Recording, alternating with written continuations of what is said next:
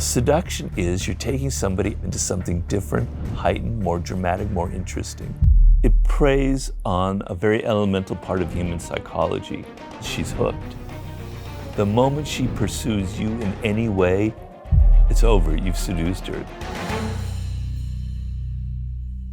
Robert Greene, welcome to Women of Impact. Thank you for having me, Lisa. My pleasure.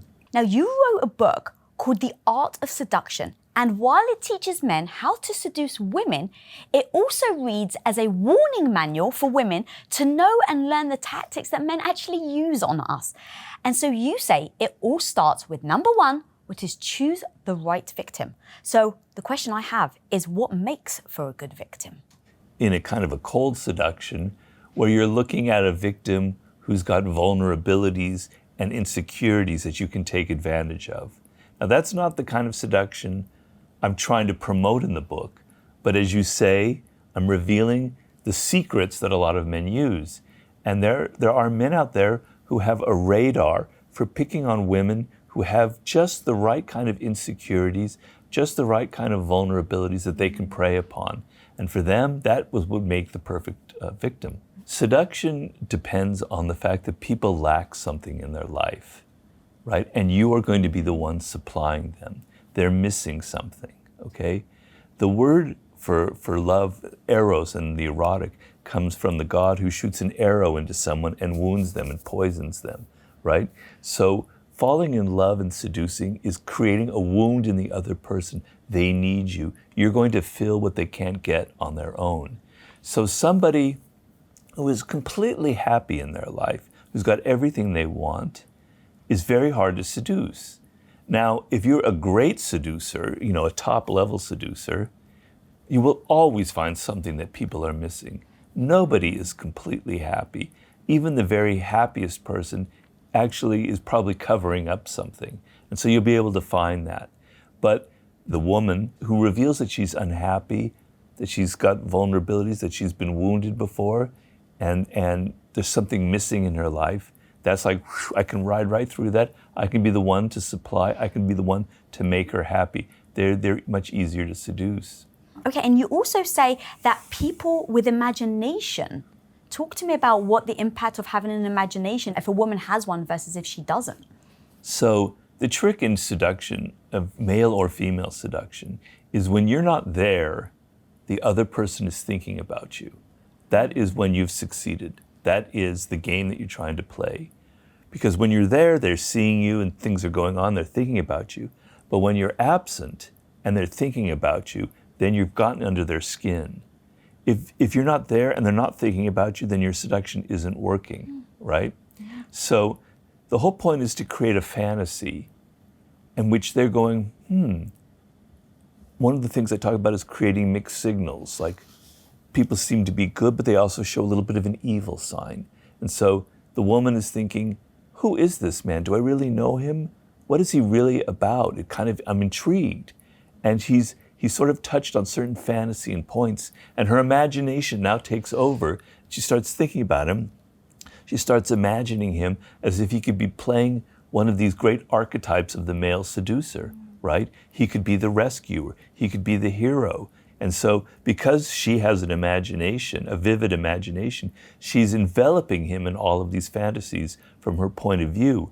And so if the male seducer knows how to feed a little bit her imagination so that when he's not there, she starts enveloping him in this. There's the great writer Stendhal, the French writer who wrote a book on love. He compared it to these limbs of trees that have been dropped into this mine, this crystal mine in Germany. And when they pull them out, they're full of crystals. And he calls falling in love this crystallization method, where in your mind, crystals are forming, where you're imagining this person is fantastic and has all these fantasy elements.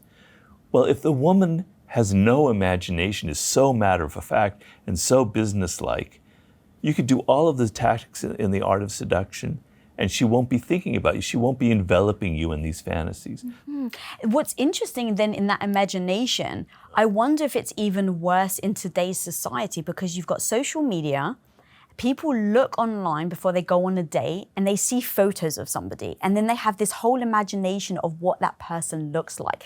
If that person then that's got this wild imagination where they see, let's say, a guy with a dog, and they're like, oh my God, he loves dogs, we're gonna come together, we're gonna have this dog family, like he's my person. And that whole idea of the imagination before you've even gone on the date is even more dangerous now. Probably. You're talking to somebody a little bit older, I mean, a lot older. But so I'm back in the day where I had to go to a bar, or I had to go, actually had the cojones to go pick up a woman, right? I didn't have all this crap. So yeah, if you're a male seducer, you know how to create that fantasy by having a picture of holding a little cat. Oh, he's so sensitive and wonderful, or a dog, you know, and creating this kind of image that's going to feed women's imagination. She's hooked. He's got the little hook in her. You can take her wherever he wants. So using that and being very clever with how you present yourself with the image and the words that go with it, you know, you can feed that imagination factor. Yeah. Okay, so what I've done is I've actually pulled out, so you have a seduction process in your book, and I've pulled out some of the ones that I just find utterly fascinating that I would love to really talk about. All right. So number 2, actually, I only got to number 2. You've got 24 to go. Yeah, I know. Well, I was going to go through all of them, Robert, and I was like, if only I could keep you here for multiple hours, I would, because I adore you so much. But what we've done is I've just pulled out like the ones that I think my audience would really find powerful. So you got number 2, which is create a false sense of security. So when a man's trying to seduce a woman, the woman, there's a wariness. Women have much more to lose in a seduction than the man, right? Men, they'll sleep with anybody practically, right? We all know that. A woman has much more to lose in that process. So women are wary, right? And so you have to overcome their wariness. You have to create some trust. And if you're an honest seducer, you're creating honest trust. But if you're a dishonest seducer, you're creating a false sense of trust. And one of the strategies that I talk about is you become their friend. And when you're their friend, and you know, this is a longer seduction, it still takes several months because you can't do it in a couple of days. When you become their friend, you don't seem so threatening. You know, the trust element comes into play, right? You see them as someone who genuinely likes, you know, for a man who wants to be their friend, well, on one hand, it might be insulting that he doesn't see me as attractive, but on the other hand, he wants to be my friend, and it's very kind of flattering. Well, you get that friendship going, and then you inject something else. You start bringing in some of that sexual element, some of that erotic element, and the trust element that has been established makes it very difficult for the woman. She becomes very confused, and because she's been emotionally connected as a friend, it's like a bridge to creating a connection sexually. So starting off by lowering their wariness of you, their suspicion, by trying to be their friend means, oh, he's not just interested in sex, but he might be just interested in sex, but he's using this tactic to kind of lower your suspicions about him. I hate to say that it's genius, but it's actually genius. As a woman, as you're talking, I'm literally thinking to myself, yeah, you would trust him. Because in all honesty, Robert, if I went out, let's say I wasn't married, and I went out with a guy, and I was like, I'm not sure if it's a day, it's a group of us. As a woman, you absolutely have one eye open the whole time. You're like, is he gonna make a move? Like, you're just aware of that constantly. If he doesn't then make a move, a week later, 2 weeks later, and he's genuinely asking me about my family. Yeah. Like, I actually completely understand why, as a woman, you were like, wow, he actually likes me. Yeah. Me for me, not me as a potential object, not me as a one-night stand. Right. And then that does allow you to lower your guard. Yeah. The way to see through that tactic is this attempted friendship genuine or not? And that's a tricky question, right? But that opens up the whole thing about being much more sensitive to the nonverbal cues that you pick up from a person. Because what often happens with women is that they sense something is wrong with the man from the first time they meet him. But then they drop the suspicion very quickly. They think, oh, he's not so bad, or I had it all wrong. But actually that first instinct was very right. So you have to trust your instincts, and you have to trust that this person that is trying to become your friend, they're giving off signs that there's something kind of cold about it. It doesn't feel genuine, right? It feels like a tactic. And we can get into that later because it's... I would love to, actually, if you don't mind just giving us a few now. So one thing that a man will do if he's using this kind of tactic is he's in a bit of a hurry, right? Because, Jesus Christ, I don't have 6 months to become friends with this woman. I want to sleep with her tomorrow, right? So he's in a bit of a hurry. So his effort to be a friend is kind of rushed. He really likes you, right? But he's texting you, he's talking about you, asking you questions and all these other things. But it's all it seems kind of rushed. In a period of like a week or so, he's suddenly your friend now. That is a sure sign that something else is going on. Because if you genuinely want to be a friend of someone, you're willing to take your time, right? So the calculating seducer is probably after sex fairly quickly, right? Or an abusive relationship. So they're not willing to take their time in that area. But also, as I said, people who are narcissists, and that's a pretty broad category, but a big category of the cold male seducer, you can kind of pick up the signs in there. So they're asking you questions, but they don't seem genuinely interested. There's a kind of coldness in their eyes. I say the classic nonverbal cue of a narcissist is there's a disconnect between their eyes and their mouth. So they smile. Oh, yes, that's so interesting, Lisa, yeah. But the eyes are dead. Their eyes are not. When someone's genuinely interested, the whole face lights up.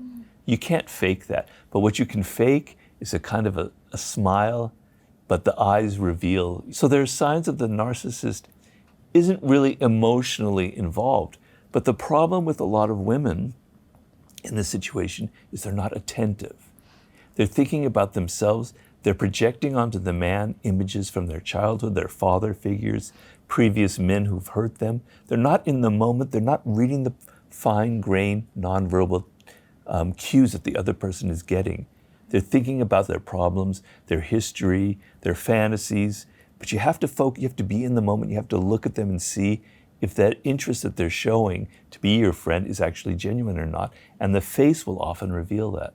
Ah, that's so good. One thing I'd like to add, as a woman though, also, as an adult woman, I feel like I have neglected and ignored my gut intuition. Sure. And so I think a big part of it is we have the gut intuition. We've been told our whole lives, or we feel like we've ignored it. We've told not to trust it. And so now I think it actually is useful to start to learn and trust your gut intuition again, so that when that sort of thing happens, you don't go, well, it must be I must be crazy, just believe what they say. You actually listen to it and you're like, what is it that my body or my mind is trying to tell me? And if it's, I don't trust this person, then the next question is why? And I love you being able to give that tactic of look at their eyes and look at their mouth. And if there feels like there's something out of alignment, notice it and trust it. I think that's really powerful. Well, in the past, before the internet, when people were more social, and women were a little bit warier than they are now about men, right? Because becoming pregnant outside of marriage was a huge deal. They had that instinct, and it was very, very strong. A woman could pick up the signals of a cold seducer pretty quickly, but that skill has been degraded in the modern era, right? And so when you're spending so much of your time on your phone and you're judging people, the virtual thing, you're losing the sense of how to look at somebody in the moment and feel. And it's not just this thing I told you about the eyes. Some of it I can't even communicate in words. It's that gut feeling that something isn't right about this person. Something is disconnected. I can't say exactly what it is, but it's giving me a feeling that he is not who he pretends to be. There's a fine line between that and paranoia, where you're doing that to every man. Because if you become like that, then you can never have a good relationship. You can never let down your guard. So that you can go too far with that. But you should have, in the initial stages of a relationship, a woman should have a little bit of suspicion, a little bit of wariness. that has to come down. He has to earn your trust. He can't just be this instant thing that happens. Oh God, I love the earning, the trusting. I think that's super important versus just give your trust over. One thing I started to do was really start to learn my own intuition and almost train it and think of it like a skill set, because I've been ignoring it for so long and it keeps showing up, and it's like I need to start listening to it. So instead of just taking it for fact, what I started to do is every time I had a gut intuition, I would write it down. Can you give me an example of some? Yes, somebody gave me some signals where I'm like, I don't know if I can trust that person. There's something, and I don't know what, because on paper, if it was a script, it would read very normal. People would be like, there's nothing wrong. But there were certain things that they said that made me think they weren't trustworthy and that they were a flake. I had zero proof, and every time I tried to articulate it, I was like, I think I'm just imagining it, but it feels real. And within a month, of course, it completely played out the way that my gut had anticipated, and they were proven to not be trustworthy. Yeah. So that allowed me to encourage myself to listen to nonverbal cues more. That's right. It's very important. Yeah. All right, I want to go on to the next one now. We're on number 3. So number 3, it is number 3. Oh, okay. I was like, I gotta reduce it. They're just so good, Robert. They're so good. You mentioned this earlier, but you said mixed signals. So talk to me about mixed signals. Well, it's a very powerful seduction technique. It preys on a very elemental part of human psychology. It's something that I don't think people are so good at anymore. But the example I give in the book is of this woman who was a fantastic seductress in the beginning of the 19th century. I believe it's Madame Recamier. She was so angelic. She was just so pure and so chaste. She played the harp. You know what? That's the instrument that angels play, right? Mm-hmm. There would be salons where she would be playing the harp and there would be other musicians there. And she was very beautiful, and the men would like going crazy about her. But then what she would do is she'd be playing the harp, and then she would shoot this man a look that said something else, something a little bit sexual, something a little bit naughty.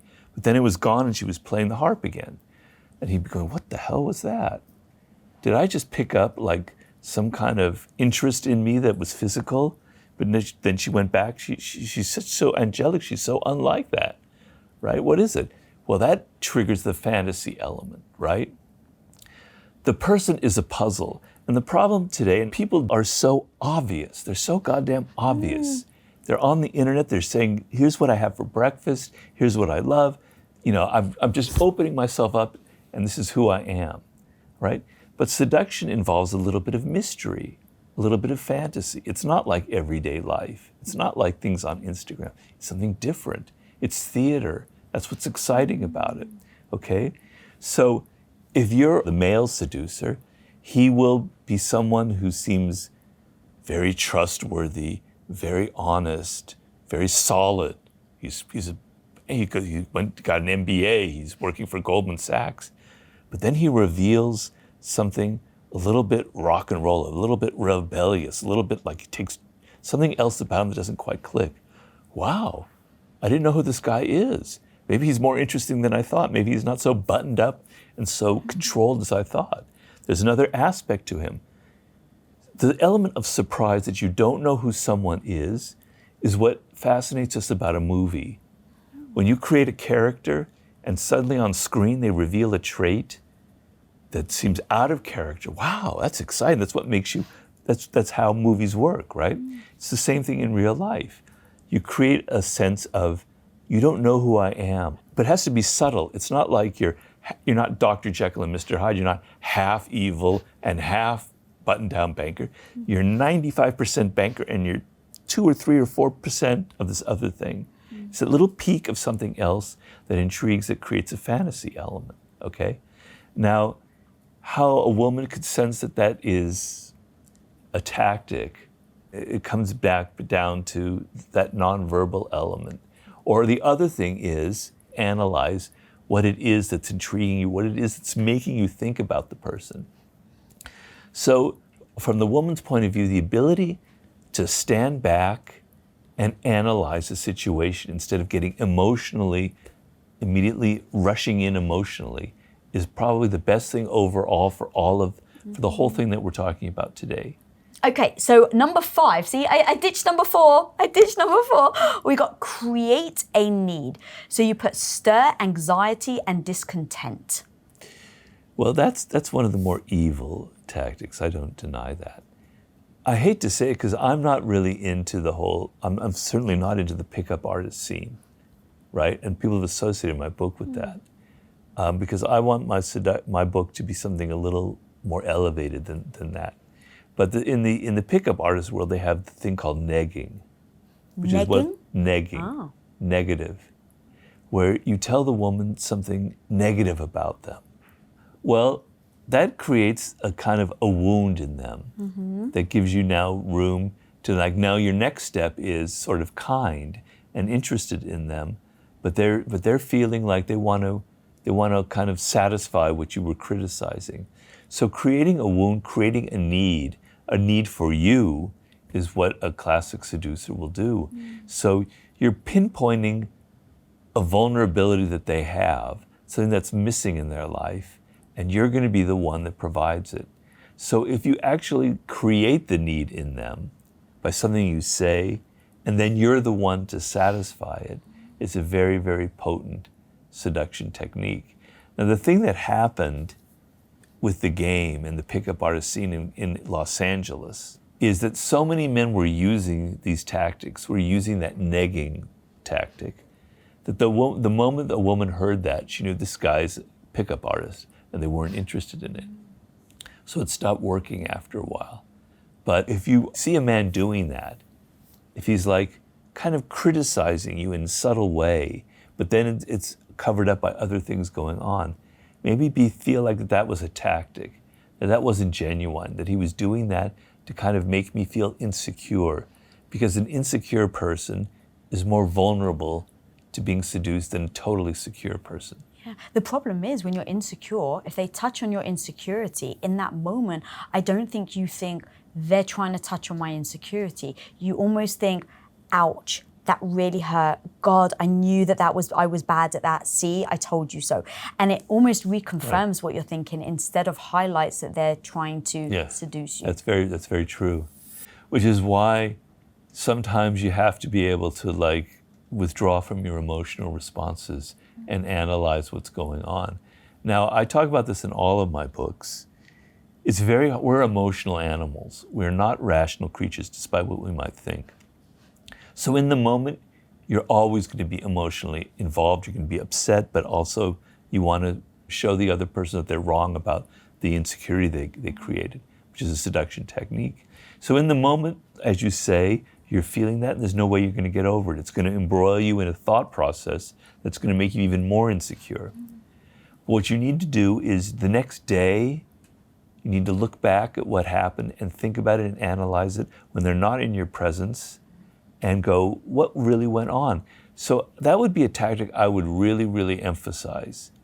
On a first date particularly, the next day, mentally review what they did and what they said, and think about whether it seemed like it was genuine or natural, or if there might have been some kind of manipulative game going on, and kind of analyze it a little bit, because it's hard to do that in the moment. Do you find that it's harder to even do that when you're the closer you are to the person? So on the first day, I think it may be a little easier to disconnect yourself, to be like, hang on a minute, that was a little rude. Versus if you're doing it, let's say to a parent or a sibling, where you're like, that was really offensive. Do you think it's harder? And then if so, are there any tactics that you have seen or used where it's like, even if you care about them and you love them, like if it was my husband or your wife, how do we still look at that without emotion and still be able to identify that maybe it was a tactic? Well, it's not always a tactic. I mean, I've known situations where a parent will make a comment about a woman's weight, a kind of a bitchy comment. And it's not like the person doing that has some kind of nefarious thing involved. They just don't know how to control their mouth. They're being passive aggressive in some way, right? And as you say, if it's like a parent or somebody you've been involved with for several years, it's much, much harder to take that distance. But it's very important. Now, I know people in my life who who know how to trigger me like that and say something like that. And I do get upset, even though I've written all the books about not getting upset, because I can't bloody well help it, right? And then I might react and do something that I kind of regret, and then I analyze it, and then I go, what went on here in this situation, and I unspool it. Now, it's easy for me to say that because I've been doing this for years. It's why I write books. I understand that having a distance when a parent says a comment that's kind of biting or cruel, it's very hard to, like, the next day to think about that and see. But in general, I try to promote this philosophy that what people do to you is not personal. Now, people have a very hard time with that, going, well, what do you mean it's not personal, Robert? Well, what I mean by that is when somebody says something malicious or cruel or bitchy, they're not really aiming it at you. They're having problems from their own past. They're aiming it at their parent. They're aiming it at a sibling. They're aiming it at a previous boyfriend or girlfriend. They're aiming it at a colleague that at work that did something to them. It really isn't personal about you in particular. It's about them and their problems. So if you take the angle that I'm not going to get emotionally involved with this because it really has nothing to do with me, that is an incredibly liberating thing to develop. I'm not saying it's easy, but that should be like the end game of a lot of our kind of self-help. I tried to do that recently, actually, and it really worked. So I got a very negative comment in my YouTube channel. Oh dear. What do you mean you read your YouTube comments? Yeah, I do. I read my... Guys, at home, I read your comments. I really do. Because here's the thing. But they're cruel, they're mean, they're awful. Actually, not in my community. They're amazing. On YouTube? Yeah. It's kind of like the Wild Wild West. I know. Okay. But like, because this community is women who actually want to do better, like we all really support, I'm not to say we don't have those negative Nancys, but we've got this community where everyone wants to uplift each other. Now, every so often though, I do get a negative comment. Sure. And so it's usually when a video goes viral, unfortunately, but I got this negative comment and it was so rude. It was so dismissive. It was so insulting. And I just paused. First of all, I thought, what has happened to that person in their life? They don't know me. So what has happened where they've had such a visceral negative emotion towards me? I went back to what happened in their past. What was it that I've done that potentially triggered them to make them think of their past? And then instead of fighting, like I've definitely got a strong backbone, I just met them with grace. And I said, if you just took that minute that you just wrote this negative comment and told someone in your life how much you love them, how good they're doing, could you imagine what kind of world we would live in? And so that's kind of my new approach of that. It's not personal. Greet them with grace. Right. And then the final thing is, I don't think men get this as much as women, but the second as a woman you get emotional, all of a sudden you get dismissed. Yeah. If you have an emotional response to something, even if it's a rightful emotional response to a negative comment, if you get your back up, it's just, you're seen as like now defensive, a bitch. And so that was like kind of my new strategy of just... I think that's very smart. That's very smart. I'm going to go to the next point now. Sure, please. All right. You somewhat covered this of number 9, which is keep them in suspense when you don't have any idea what's coming next. So a seduction is like a story that you're telling, right? So what interests us about a story is, I don't know what's going to happen next. Therefore, I've got to turn the page. I'm watching this movie. I don't know what's going to happen to this character. All right, I'm going to keep watching it, right? So a seduction operates on that same dynamic. The person doesn't know where you're going to take them on the next date. They don't know maybe how you're going to appear, what you're going to wear, but the surprises are positive, they're interesting, they're exciting. There's gifts involved, there's places you're taking them to, but it's not predictable, it's unfamiliar, it's theater. Because, let's face it, for most of us, our day-to-day lives are rather banal and rather boring. I can say that my life is very boring. I just sit in my office writing all day, right? But for us also in this world, for men in the 18th century, they were going on ships, they were crossing the ocean, they were killing people with swords, they were battling, they were going off to war. was adventure, it was excitement. Now they're sitting in cubicles and they're typing all day. We're leading these boring, banal lives. Everything is familiar, everything is predictable. A seduction is you're taking somebody out of that world and you're taking them into something different, heightened, more dramatic, more interesting, more theatrical. Okay? So that means you're creating surprises.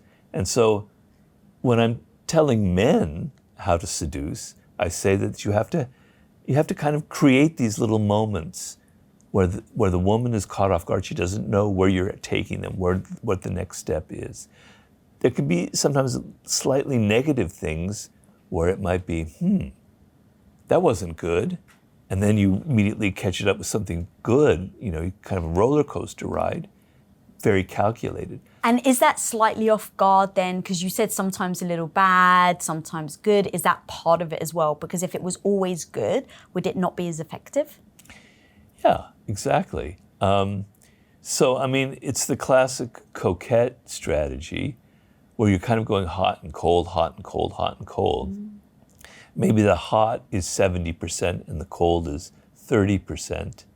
But when you're cold, they're like, oh my God, what's wrong? Did I do something wrong? Because the first thing that you do is, what did I do that was wrong that made them kind of withdraw from me? Then the next moment they're smiling, they're taking you somewhere else. Oh, relief. Oh, wow, yeah. Okay, it's okay now. That's how you get involved on that kind of emotional roller coaster, and they kind of hook you that way. Because the whole game, besides getting the other person to think about you when you're not there, is to get them emotional about you. Even if they dislike you, that's okay, because that can be overcome. What you cannot overcome is indifference.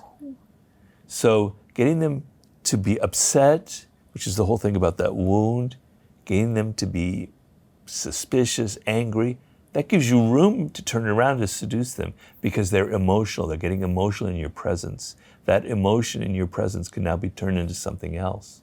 Oh, that's so true. There's actually lyrics in a song that go, I'd rather you hate me than forget me. Yeah. And it's a love song about a woman basically saying, I'm over you. And Yeah. she's like, he says, I'd rather you actually hate me. Right. So I always found that like super fascinating because it still means that you care. Right. Whereas the indifference is like you literally don't exist in their lives and they have zero feelings towards you.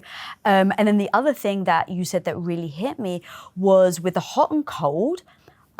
Before I met Tom, I had a very turbulent, toxic relationship with a guy for 4 years. And what I remember is on the good days, I would say, oh my God, thank God you stayed with him. Because then you wouldn't have, this is the moments that you love, Lisa. And then you go through the bad moments, and then you get back to the good moment. And in the good moment, you're always like, oh, phew, okay, we're back here again, thank God. And the thing about that is, I don't know this person, so I don't know what this relationship is. You wonder, is it conscious or unconscious? It's both. We don't realize that things can be both. So that people may not be totally aware that they're doing that, but there's a part of them in the back of their minds that know that they are kind of creating this hot and cold game. They're creating a push and pull. So it's never completely natural or unconscious. There's an element where they kind of know that this is a very effective thing to use on the other person. 1,000%. And I think that I'm so glad that you said that, because when I look back at that relationship, I realized I was just as manipulative, right? He would verbally abuse me. And so I used my sexuality, I used flirting, I used the seduction, some of the tools that we're talking about, in order to make him less angry. But none of it was deliberate. It was all, I had a feeling, I knew that this worked, and so, okay, cool, he's mad with me, let me use this. So I'm so glad that you said that, because I didn't do it deliberately. It got the result I wanted. Right. Okay, we're going to move on now to number 13, which is disarm through strategic weakness and vulnerability. A woman's going to be suspicious of a man because she will think that he's more powerful, he's more male, he's more masculine, he's more aggressive than I am, right? So she's a little bit afraid. Women can be a little bit afraid of men, and rightfully so.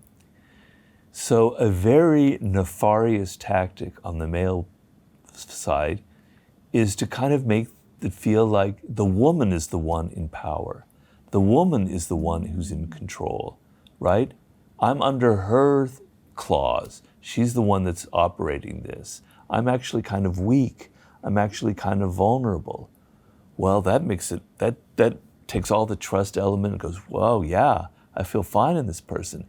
To feel like you're the one controlling the man, that he's like weak and he's the more emotional one, that he needs you more than you need him, is going to make all your suspicions, disappear.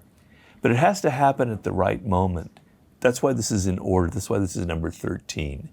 If you did that at number 1 or 2, it's like, oh, this guy's kind of weak. That's so true. He's too nice. I'm not interested in him. Yeah. But if he's been kind of leading you along and he seems like he's sort of in control and he's taking you through this theater, and he seems like you have maybe a little bit of fear about him, the whole thing is to reduce that fear. And at that moment, halfway through the seduction as we are, to show that you are the one who's weak and vulnerable will have a very powerful emotional effect on the other person. Ooh, that was so strong. And specifically the order thing. That's fascinating because you're so right. I had dated guys before Tom where day 1, they're bringing flowers, they're doing poetry. Now, what's interesting is when I was with my narcissistic ex, I was like, I just want a guy that's kind. And then I get a guy that's kind and I'm like, well, he's a bit of a pushover. Yeah, right. And so understanding it, you've said theater quite a few times in this interview as well, and that really does hit me. Yeah. There feels like there is a theater behind, like a theatrics behind this whole thing. Yeah, yeah. It's a trap for a man in seducing to always try and be so nice. Because sometimes a woman doesn't want somebody who's so nice, because that kind of signals weakness. And so, our sexes are different. Biology does play a role in things. And women may be afraid of, but they're also intrigued by the male, by the masculine element in a man, right? And if your first signal is poetry and flowers, I'm so sensitive, I do yoga, blah, blah, blah, the nice thing is kind of a trap. Although for some women, it could work if they've been in totally abusive relationships, right? And you sense that. I'm talking about a very cold seducer here. And you sense that, well, being very kind and nice in the first few weeks will really have them eating out of your hand, right? Okay, so not everything is so cut and dry in the seduction world. You have to kind of tailor your strategies and tactics for the woman and her vulnerabilities. So the number one quality for a seducer, male or female, is authenticity, but to appear authentic. Right. Right? Yeah. So, if you are genuinely nice, then that can work. But if you are being nice because, you're insecure, then that won't work. Oh my God, that's so true. And the authenticity piece is super interesting, but it's very complex because we want you to be authentic, but we still want you to have a backbone. And I'm sure I'm going to get a lot of pushback for women that don't feel like this. So I want to very much caveat, this is how I feel and how a lot of women I have spoken to have felt. I'm not making a general rule, but this is very true to me and my friends and people around me. As a woman, I want a man that is very kind, that hears me, that nurtures me, that takes care of me when I'm sick. But if someone's robbing my house, I want him to be a hardcore motherfucker. And I want him to stand in front of me and take a bullet. And that is the truth. And so I think that's the problem these days, where it's like we don't just say what is actually true. And so you don't, again, just speaking for myself, I don't want a guy who's just verbally abusive to me, treats me like crap, doesn't care about me, and still still goes after the robber. I'd rather be alone than have that guy. And then somebody who is nice, kind, sweet, and then a robber comes and they look at me and they're like, okay, honey. No, that doesn't jive with me either.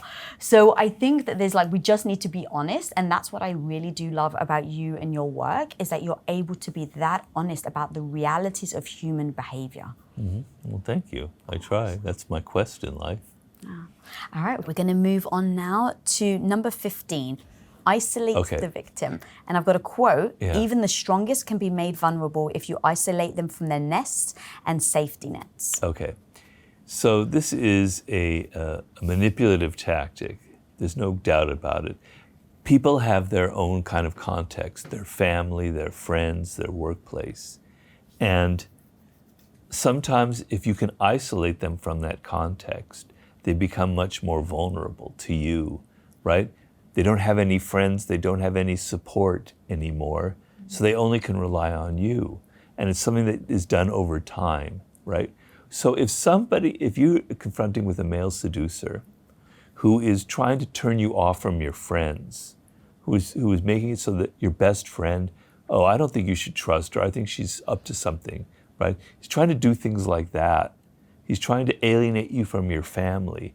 I think your parents were really awful to you, etc., is a very classic technique, because in your sense of isolation, you're much more vulnerable to getting support from this particular person. And so one of the tactics that I talk about in the book is taking the person to another country or to another place where they, even on a holiday or a vacation, where they feel unsupported, where they feel a little bit alone and isolated for several weeks, kind of break down that element and make them want to turn to you for trust and support. So if you feel that a man is trying to isolate you in the subtlest ways from your friends, from your family, from the place where you live, and is criticizing that and trying to make you feel like, maybe I don't like these things, maybe that friend isn't really somebody I can trust, this is somebody you should be very, very suspicious of. It's a terrible tactic. It's trying to isolate you socially from the things that support you. And you should be very, very suspicious, and you should not give in to that. Mm-hmm. One of my favorite analogies is, have you ever seen like water that drips on a rock? And if it goes over and over years and years, the rock ends up changing its shape. Yeah. I think of narcissistic tactics as that analogy, because as you were describing it, imagine you have the person that's subtly giving you these negative comments about your family, subtly giving you these negative comments about your friends. Over time, you end up starting to question it. You start to look at something you never would have looked for. Yeah. And before you know it, that slow dripping effect that your toxic partner has had on you has eventually changed the way that you see the world and the way you see people around you. Right, right. I've also had on my show a cult expert, and it was a guy who literally assesses cults and tries to help rescue people from cults. And one of the tactics is they remove you from your family. Oh, completely. They become your family. Mm-hmm. Yeah. And then they put you in an environment where everyone believes the same thing. That way, if you go to speak up, everyone looks at you like you're the outlier, like you're the crazy one. And so that isolation where you don't have anyone to turn to kind of like, is this normal? Is this right? Like, you don't have those people around you to ask. And so now you end up feeling like it's all on you, or like you're going crazy. And also, as you kind of alluded to, they kind of isolate you mentally, where they make you question your own values and your own ideas. Mm-hmm. So their values and ideas now are the only ones you can rely upon. So one of the isolations is from the things that you in your brain kind of use to support you, that you rely upon, the values that you hold dear. If they can chip away at that, then you're even more isolated, you're even more vulnerable. How would they chip away at a value? Can you give me an example? Let's say you're a religious person, right? Mm-hmm. And you believe very strongly that, and your belief in God is something very important to you. And they start kind of chipping away at that about, that's so irrational. How can you in the 21st century believe that somebody changed water into wine and walked on water? How ridiculous. And they're being more subtle than that. But they're slowly chipping away at a very important value that you have, which is your faith in God, right?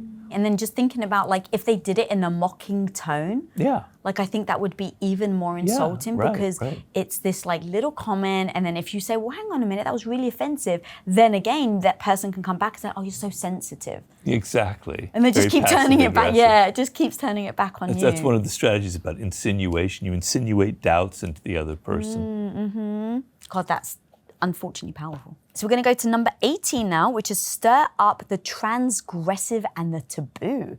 I actually was shocked to see that. So talk to me about why stirring up the taboo actually helps as part of the seduction. Now, what shocked you about that?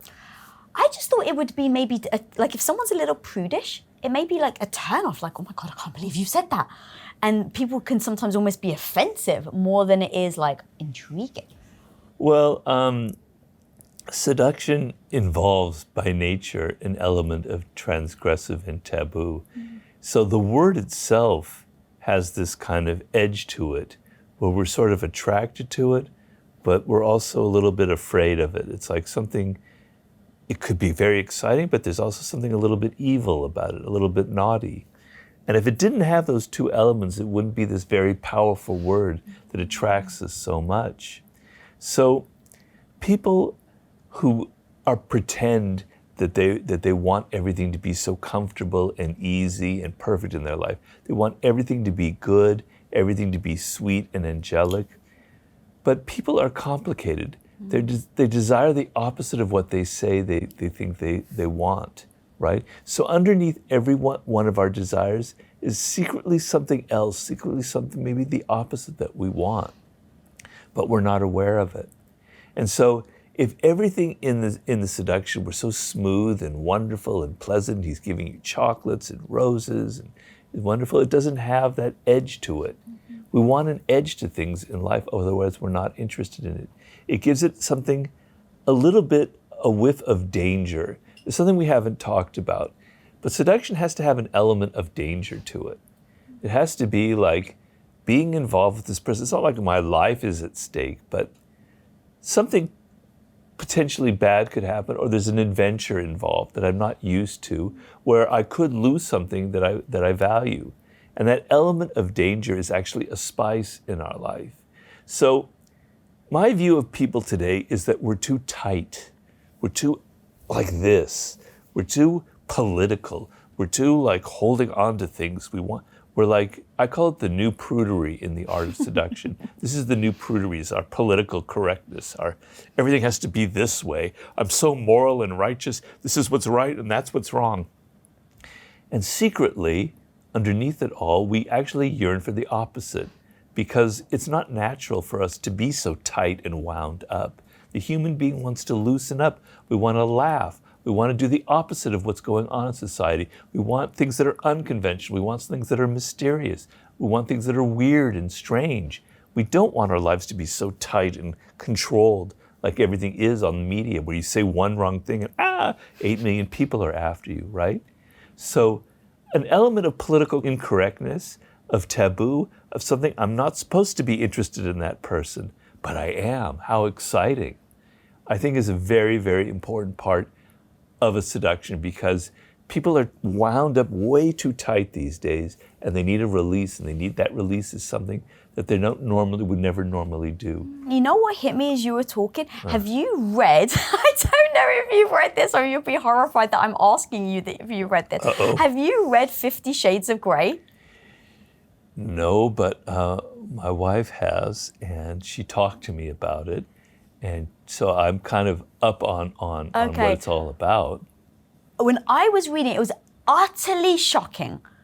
But that's a perfect example of what I'm talking about. Exactly. That was what hit me. So I do know about the book. Yeah, that's what hit me, because I was like, when you were saying taboo, I was like, oh, I don't know. Like if something's taboo and someone's a little like edgy, I think people will get their back up. But actually, I take that all back, because you're 1000% right. Because the book, you would have your, I want to say average woman who's like, maybe they've got yoga and they've got kids. They're still reading 50 Shades of Grey. But it's not only reading 50 Shades of Grey, the whole romance fiction world is filled with 50 Shades of Grey.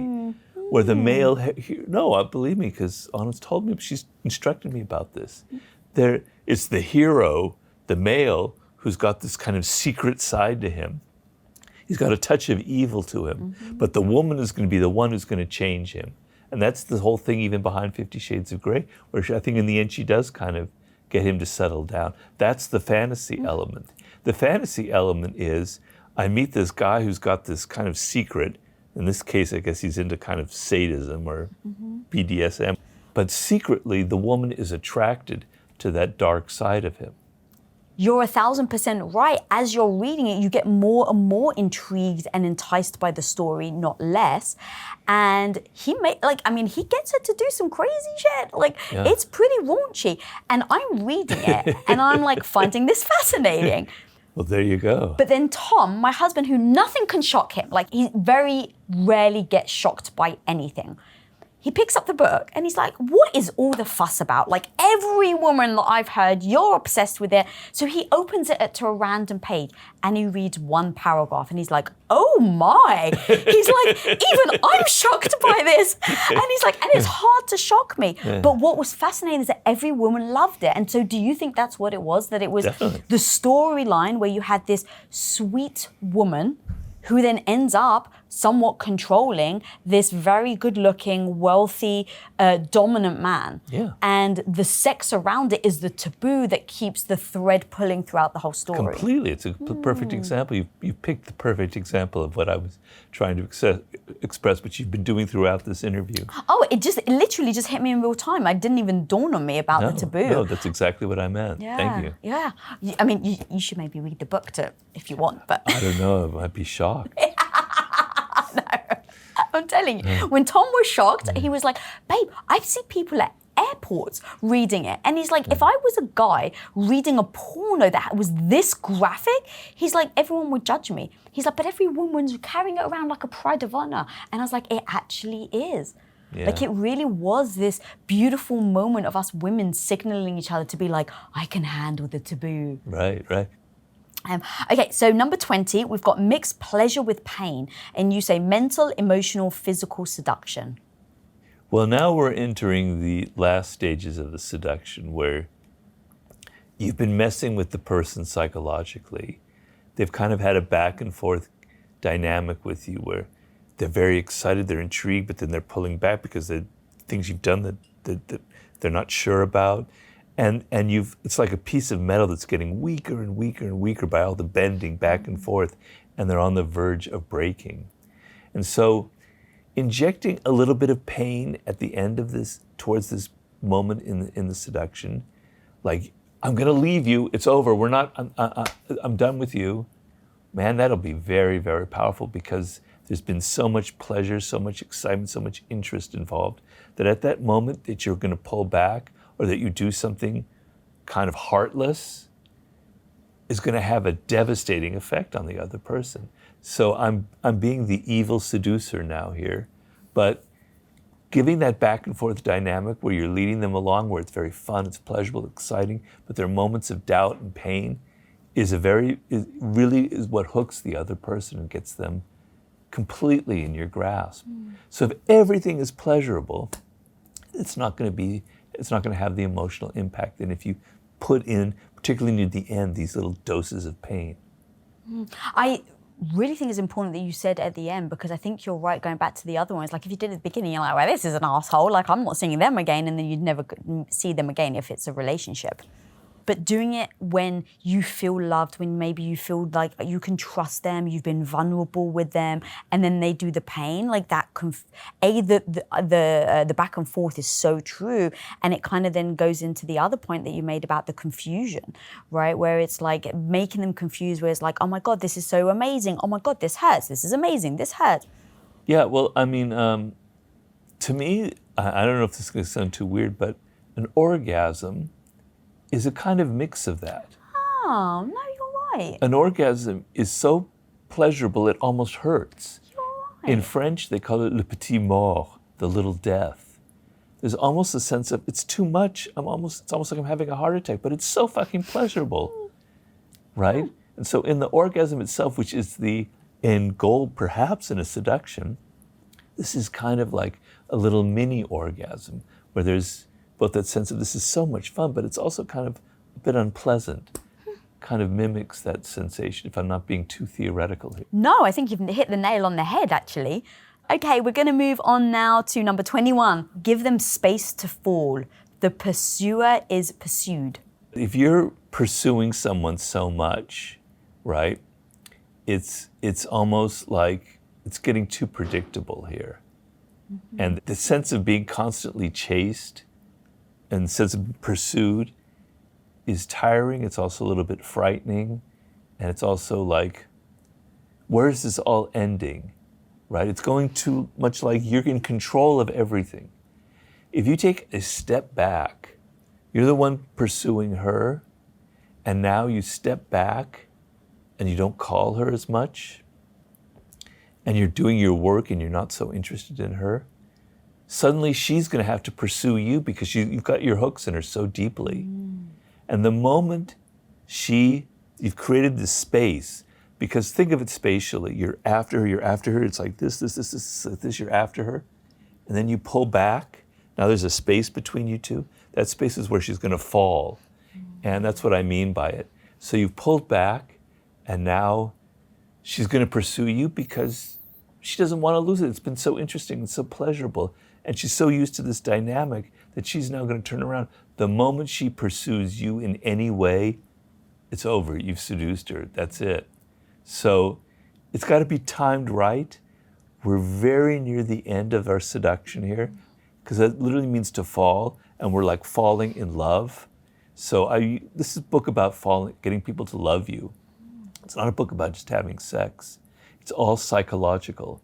And literally falling in love is you can't control it, you're falling. So you're giving them space for them to fall, because if you're pursuing them, they're just backing up, but you want them to go like that. I interviewed a CIA spy, and part of his techniques is to be able to convince someone to trust them and to love, right? To take their secrets. And he says that the thing that you need to do is they need to trust you, because people don't necessarily fall into love, they actually fall into trust. And it's the trust that they perceive as love. And I found that always fascinating. Wow. So we got number 23. So that was the last one I went to. Master the art of the bold move. This is the end of it, the end game, which could be sex, whatever it is that you're after, okay? But the problem that a man will have in this situation is he's so worried that he's going to offend the woman, that she's going to think that all he wants is sex. He's trying to be nice, and so he's reluctant to take the last step, right? But then to the woman, that signals, you've been doing this all along. You don't desire me that much. You're not willing to do something kind of aggressive. This is the moment that the woman wants something aggressive. She doesn't want you to hit her, but she wants you to take the initiative and do something which signals that you are so attracted to her, you are so in love with her, that you're just going to like pounce on her. And that's what ends a seduction. That's what's powerful. That's what moves the other person. But the fact that you're hesitating ruins the whole effect. So at the very last moment, it's your boldness that will consummate it. It's the boldness that in this situation, the woman actually wants. Okay, so you wrote those. Oh my God, they're so powerful. And then you do a fourth one, which 24, which is kind of, you said the after effects. So beware of the after effects. What are the after effects? Well, let's take it from, since your audience is female, let's take it from the woman's point of view. The man has been doing all of these things that have quite honestly require some effort, right? He's put, if it's been over the course of a couple months, let's just give it a little bit of time. We're not doing one of those pick up in a bar 3-day kind of things. It's been a couple months. He's been working at it, right? He's been doing these things. He's been taking you out here. He's been buying you things. You're also doing things as well. I'm not saying it's totally one-sided, but he's been putting in all this effort. Now he's got what he wants, and it's all gone, right? Now he doesn't need to take you out to a nice restaurant. Now he doesn't need to dress up nicely. He can just sit at home in his shorts and order pizza in and watch games. He starts to take you for granted, right? He stops seducing. Now, I'm saying in this 24 here, obviously you're not going to be giving the same amount of effort that you did earlier on. That would be exhausting.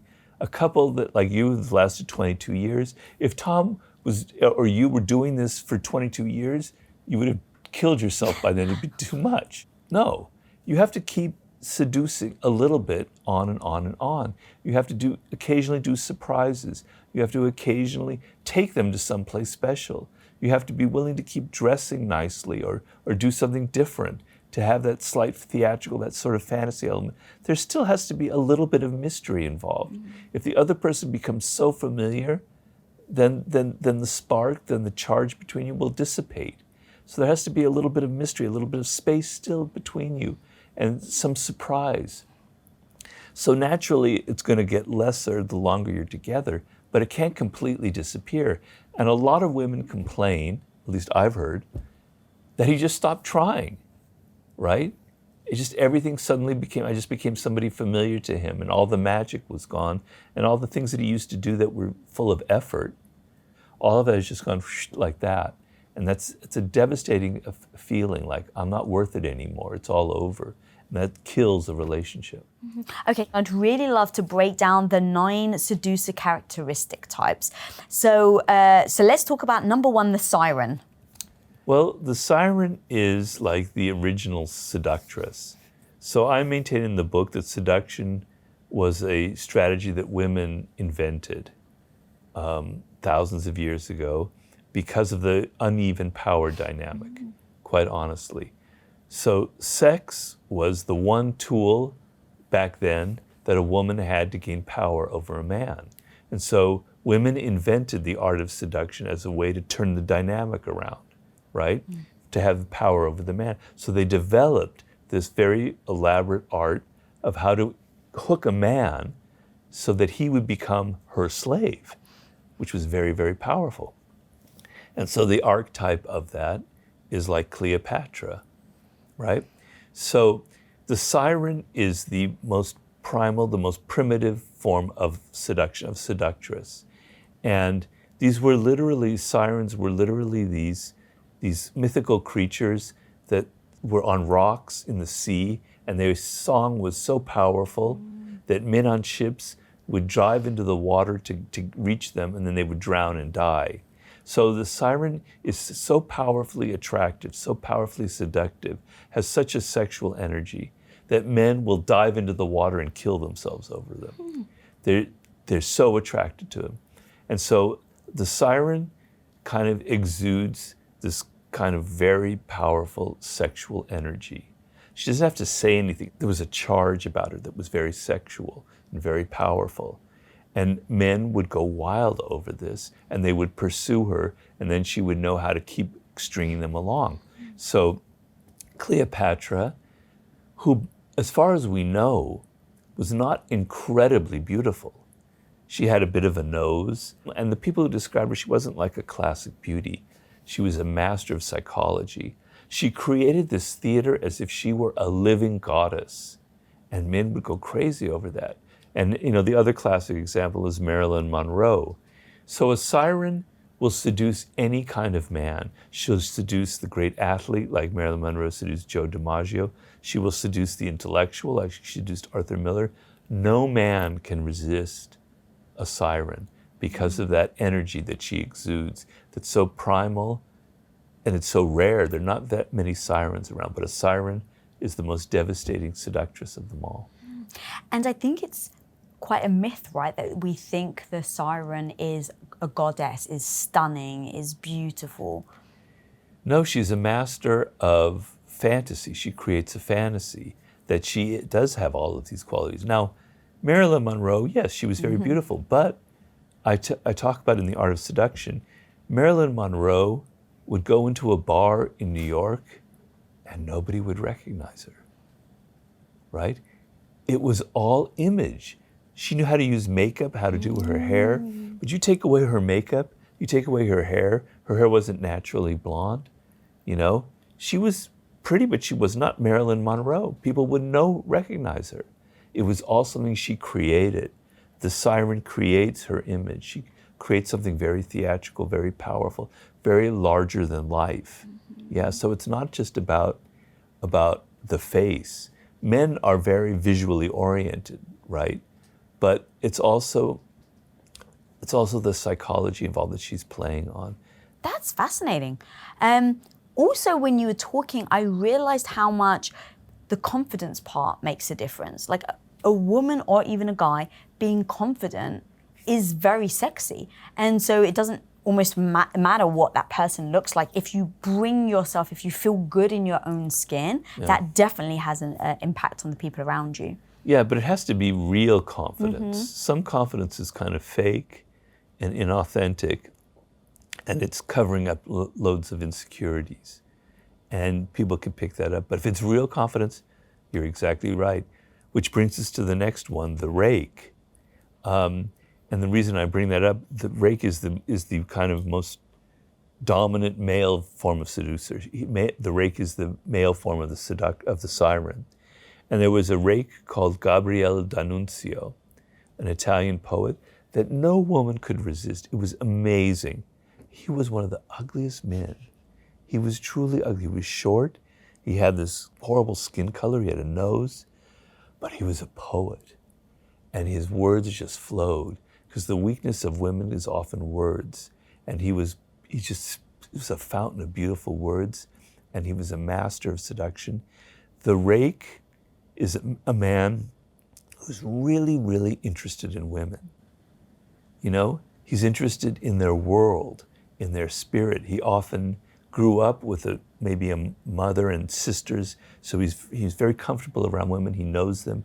He loves women. He loves their world, their energy, their spirit. But not a single woman can ever satisfy him. So he has to have 50, he has to have 100, he has to have 1,000 women in his life. And Errol Flynn, by the time he died, calculated that he'd slept with 3,000 women. Whoa. And he died at the age of 50.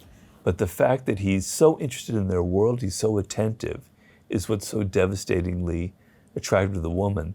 And he's so confident in himself. He's got this kind of male energy. He's like a tiger. He just knows who he is. And I'll just leave with one quote. There was a woman who was seduced by Errol Flynn, who was probably one of the greatest male seducers ever.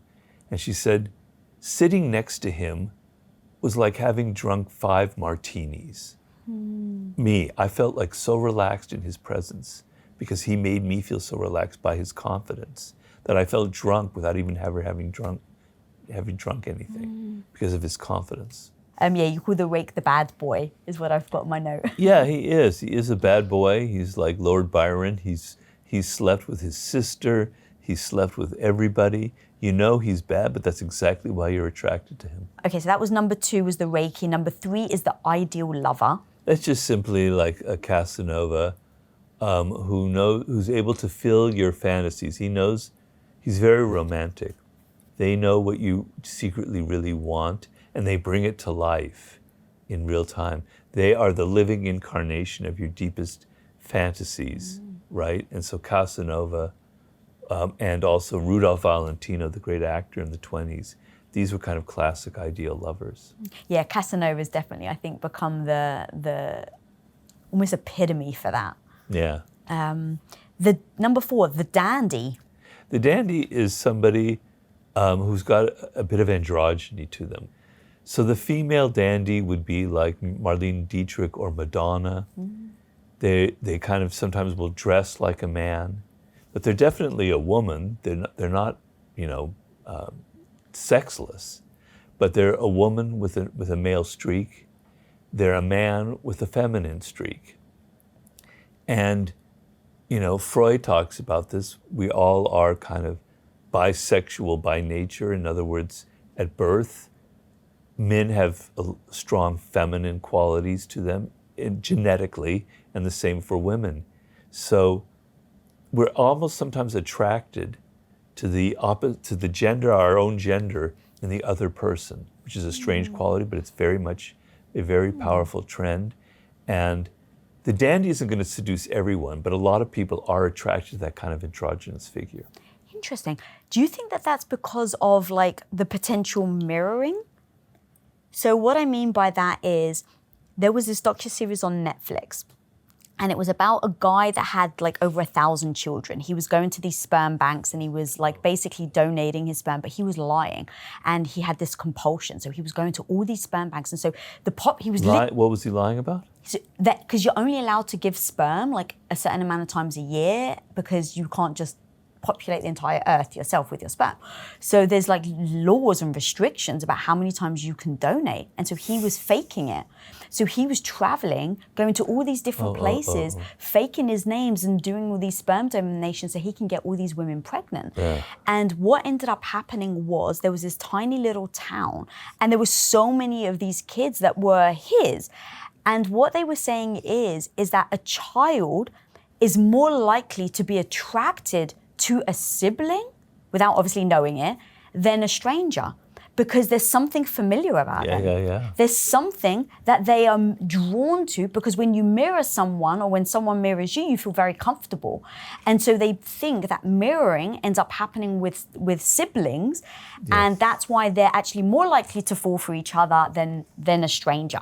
So now I go back to what you just said, that if you're a man and you have some femininity in you, it's actually more appealing. I wonder if it's because of that, because now you feel seen, understood, more familiarity. I think that's definitely true, but I also think there's a sexual component as well, where you're secretly attracted to your mirror image. It's a narcissistic thing, right?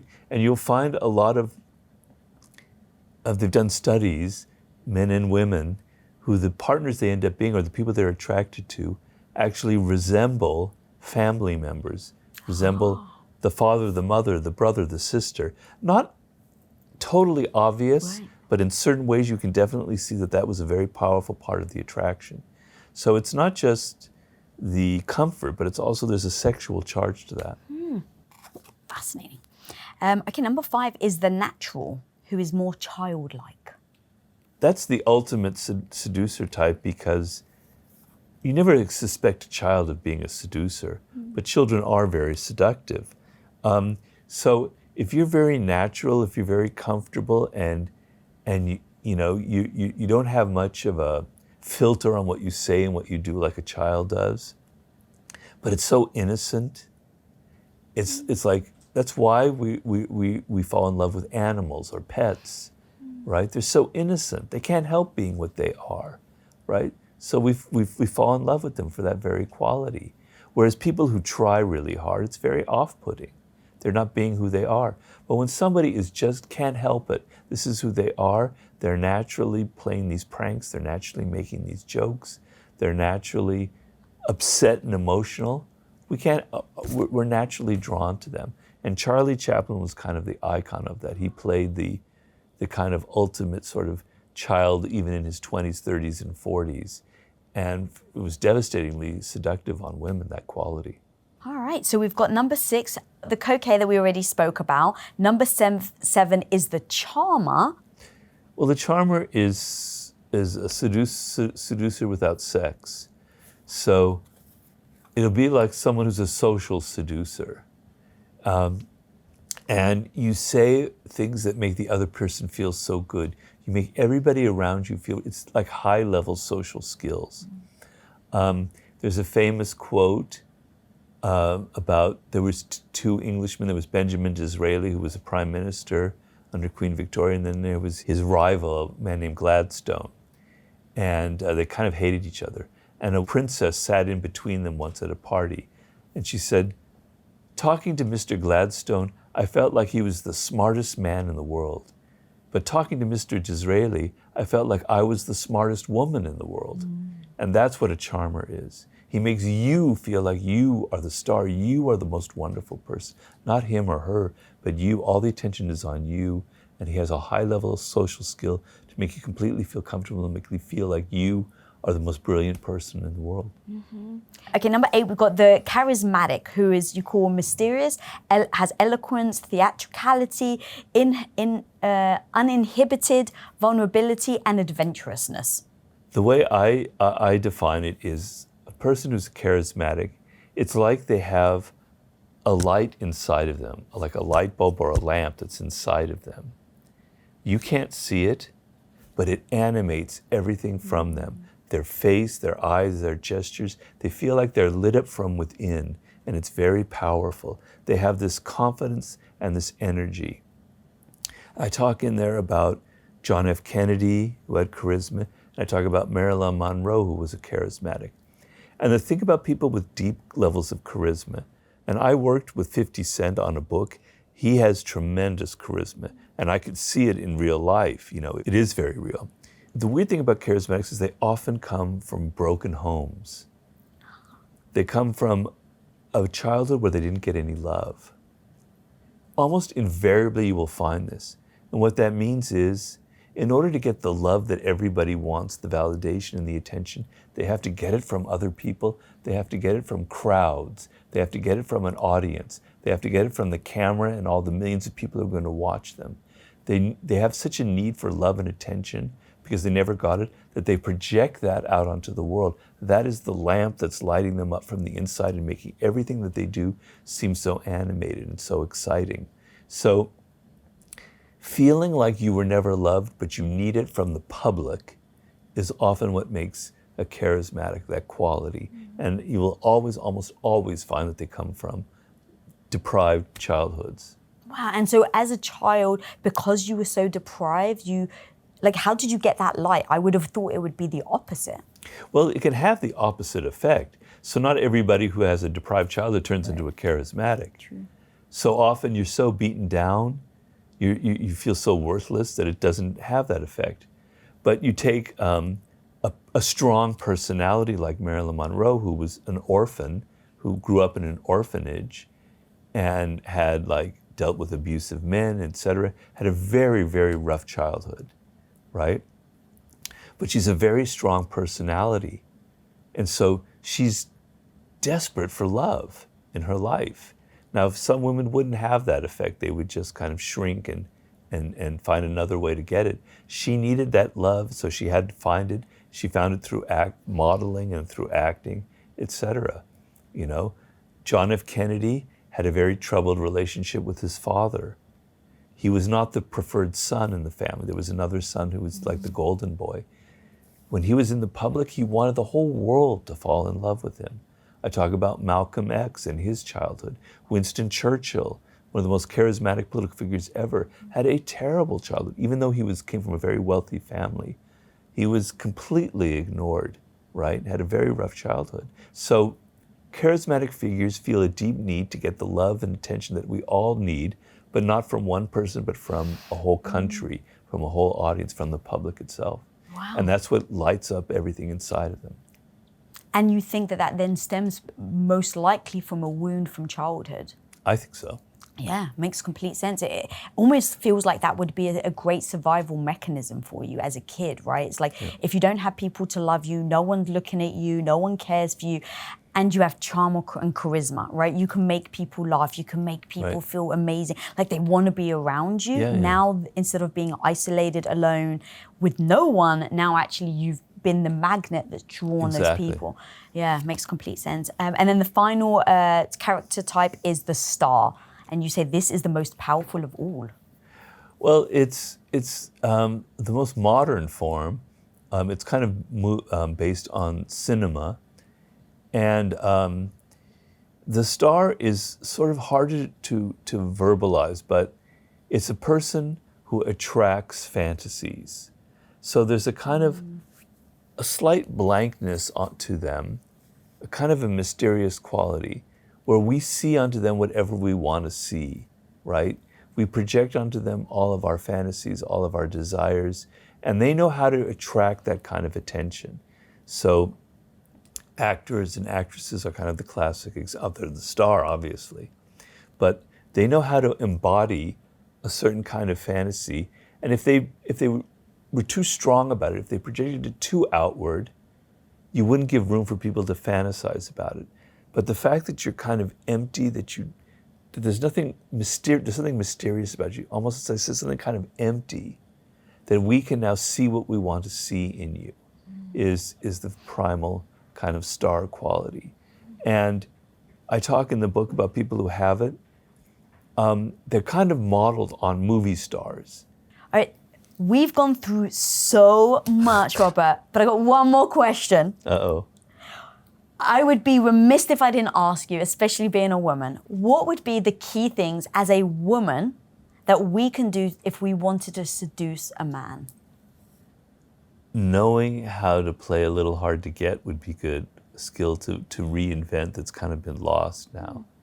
knowing how to hook a man, but keep him hooked, and to kind of signal that you're interested in him, that there's something physical, and men are very visually oriented, so there's something about you that excites them. But you're getting them to pursue you. You see, men like to pursue. We're like hunters. I hate to be so brazen about it. We like the chase. To get a man to chase after you is exactly what he wants. But if you're too available, if you're just like surrendering after the first date, then he'll lose interest because there's no chase involved. So you've got to know how to kind of put a little honey in the bait and keep him going and withdraw and say, no, but not too much. And if you can get a man to chase you, then you're the one in control of it. You're the one in control of the dynamic. So would you recommend to never, as a woman, you shouldn't chase men? Well, it's ironic, but the fact that you are getting him to chase you means that you are the one in control of the dynamic. Yeah. We're so stupidly logical sometimes that we don't realize that things are kind of ironic, things are the reverse of what they seem. We're too literal minded. So to get somebody to pursue you means that you are the one actually doing the work. You're the one actually in control. So it's not like you're chasing him, but you are in some ways doing that by withdrawing, by getting him to come after you. But yeah, if you're the aggressor, if you're chasing the man, that could be interesting for a man, and that might lead to sex on the first or second date, but I don't think it's going to lead to a long-term, to anything that it's going to be very exciting and have a lot of spice to it. So keep in mind that what excites a man is the chase itself. It's what makes men cheat on their wives, quite frankly. What do you Everything mean has by become too obvious, too familiar. There's no more chase involved. Now there's this new young woman, this secretary, this woman in my office. I get to chase her, right? There's an animal I get to hunt. That'll happen. That's why a man will cheat on his wife, because there's no more chasing going on in the relationship. So, I mean, we're generalizing because not all men are like that. But I think being an aggressive woman can work on some men and can work very quickly. But I think a more powerful thing to seduce a man is to do the opposite, get him to chase you. I could be wrong. I could be an old guy who does totally out of touch with the Tinder age, and I recognize my own limitations, that I grew up in an era where seduction was much different than it is now. So I understand that I might be a dinosaur and that, but I do think that human psychology basically doesn't change, and that the things that I've spelled out eventually will kind of be revealed, even in our online world. I interviewed a guy called Matt Hussey, and he's a relationship coach. And he was telling me about how... You interview so many weird, interesting people. I love, yes, I do. You do, you have a great job. Thank you. Wow, I've been dying and so excited for today. I feel like I'm geeking out like a little child right now. Yeah. But what he said to me was, back in like the 20s, when people would date, it was about the pursuit. Women understood, and so did men. So women understood they had to give these small micro signals to the man to say, okay, it's okay to pursue me now. The guy would wait for signals and look, and then they would do the pursuit. And it was this beautiful tango. Right. And he said back in the day, a woman would just be on the street corner and have like a little handkerchief. And she would accidentally drop the handkerchief, and she would wait for the guy to come and pick it up. And she'd be like, oh, thank you so much. That was how we were back then. And we've just lost that art form. So I think that the psychology of it is completely accurate. Now, look, I could be old too, Robert. Like, I'm 45 and been married for 22 years. But I truly believe the psychology is exactly the same. It's a very confusing time to be a man. What is masculinity? What does it mean to be, a man in the 21st? What are our icons? What are our ideals? But the idea of being able to trot out your energy, your testosterone, your masculine energy, and to chase a woman and to have it end in a seduction and in sex is as primal as it gets, and that is not going away in 2,000 years, in 10,000 years, I don't care. But however we evolve, That is who we are. So these things don't change. And I think women, I'm going to also echo that, women always want to feel wanted. Yeah. And I don't think that has ever changed. And so Yeah. I think even in the pursuit, it's like if a guy's pursuing you, it makes you feel wanted. Yeah. And I do worry. Now, look, I'm a woman who's in business, who's built multiple businesses with my husband. So I want to caveat that and still say that as a woman, I like crushing it in business, but I still love being soft and safe in my husband's arms. And I do also worry for the female younger generation that it's all about be your own girl, you don't need a man, screw them. And the truth is that no, you don't need a man, but if you want one, that's beautiful. And how, as women, the thing that I try to talk a lot about is how do we ebb and flow in our masculinity and our femininity. And for me, it's when I have to make hard decisions, I go into my masculine energy, if you will, and I have to be just business oriented. But when I go home with my husband, I want to bring in that feminine energy. And I worry that we're not talking about both and that people now feel like they have to be one or the other. Well, the thing is, one thing to keep in mind is being in a relationship with a woman from the man's point of view actually feminizes a man. And being in a relationship from the woman with the man actually makes a woman more masculine. The trait of the other gender kind of rubs off on you, and that quality, that interaction has a dissolving effect. So if women say, I don't want to be interested in men, I've had enough of them, screw them, they're just going to feed toxic masculinity and make it worse and worse and worse and worse. The power you have over men is by relating to them, by bringing your world into them, by locking them into a relationship where they learn how to be in a relationship, they learn how to care, they learn how to be empathetic. You're feminizing them. So your desire to get away from them is going to have the opposite effect that you want. You're going to make men, the qualities that you don't like in men, even worse. Is that what you've then seen in culture, where we're becoming even more bifurcated because that's happening on both sides? Yeah, well, that's this thing I think is very new right now, particularly after the election. I'm hearing that there are these memes about, I've had enough of men, I'm quitting on men, no more men in my life kind of thing, which seems kind of ridiculous to me.